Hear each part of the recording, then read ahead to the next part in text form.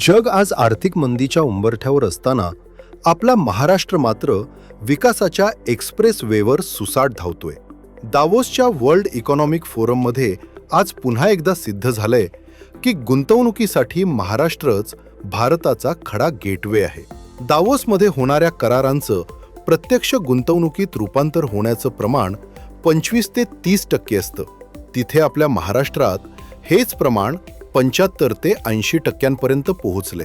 भारतात येणाऱ्या एकूण परकीय गुंतवणुकीपैकी तब्बल 39% हिस्सा एकट्या महाराष्ट्राचा आहे. ही काही साधी गोष्ट नाही. नुसत्या घोषणा नाहीत, तर तिसरी मुंबई, जगातील पहिल्या 10 बंदरांपैकी एक असलेलं वाढवण बंदर आणि डेटा सेंटर कॅपिटल सारख्या प्रकल्पातून 35 लाख नोकऱ्यांची संधी निर्माण झाली आहे. MSME पासून ते AI क्रांतीपर्यंत राज्याच्या प्रगतीचं मेन्यू कार्ड तयार आहे. 2030 पर्यंत $1 ट्रिलियन अर्थव्यवस्था बनण्याचं स्वप्न आता फार लांब नाही. कारण हे गतिमान सरकार आहे. हे महाराष्ट्राच्या अस्मितेचं आणि विकासाचं शिवसेना महायुती सरकार आहे.